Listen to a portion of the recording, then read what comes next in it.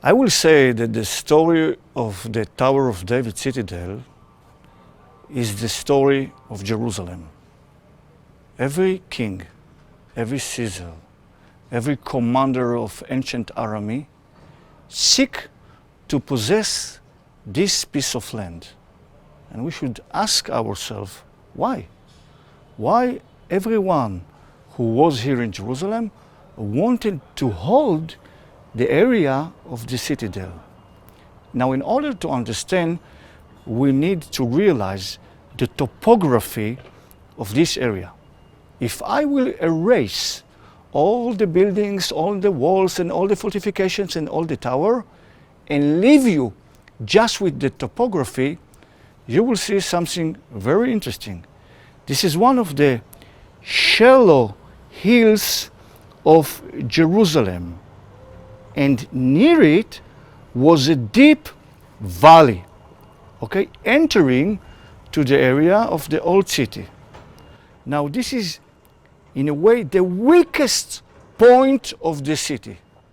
If you seek to seize the city in ancient times, you must come here, because the topography enables you from this angle, from this point, to break easily inside the city.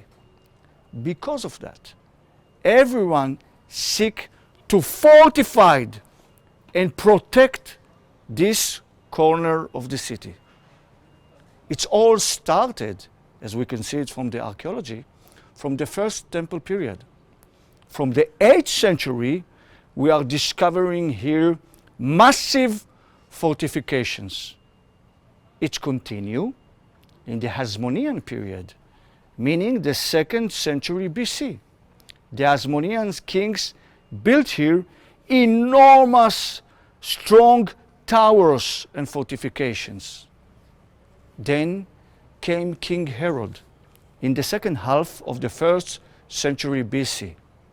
King Herod built here a magnificent and impressive high towers. Behind me, you can see the remnants of these towers, but those towers protect his royal palace that was south to the towers. And it was magnificent royal palace with water cisterns, with fountains, with tunnels, with gold, with silver, lavishly decorated. Just read Josephus Flavius, the well-known historian who wrote about this period in Jerusalem, and you will have a glimpse about the gloriness of Herod's palace. After Herod came the Romans. And we, the research, think, this is the holding opinion, that the Roman 10th Legion occupied the area of the former Herod Palace. Then came the Byzantine and the Arabs, and the Arab for the first time erect here a citadel with round towers. And after the Arabs came the Crusaders, and came the Ayyubids, and came the Mamluk, and the Ottoman. And the marvelous creation that you see now behind me, all the ramps, all the warrior niche, all the galleries, were made in those medieval periods. So now you understand why everyone searched to hold this piece of land. Now let's turn to the archaeology exploration of this area.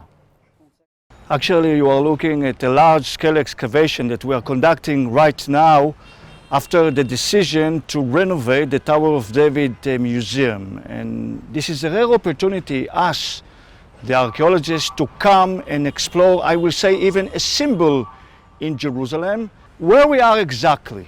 We are outside the current medieval walls of the citadel. Few minutes you can see behind me Jaffa Gate. In the middle of the 16th century, this area turned by the Turkish, by Suleiman the Magnificent, to a special ramp holding cannons that fire toward the west, meaning this area protected the citadel from the west. Now, the story continues because in June 1935, a great British archaeologist, his name is Cedric Norman Jones. Jerusalem is in the hands of the British. It's before the Israel state. Now he decided to open half of this ramp, the southern part, and explore and conduct archaeological excavation. And he does it. And he left a diary with photos in the archive of the Israeli Antiquity Authority. Jones laid the foundation for modern explorers of Jerusalem. He was the first to identify the great Hasmonean walls, remains from Herod times, remains from the time of the Byzantine, the tower from the times of the early Arab period in Jerusalem, medieval structures, and so on and so on. Jones, in his excavation on 1935, used classical archaeology. He searched for coins and ceramic, which enabled him to date all these systems of walls and fortifications to the time of the Crusader. But we are doing something else. You know, more than 15 years past, maybe more than half a century. We are using carbon dating. Between the stones of the fortification, there is a cement and chalk and charcoal.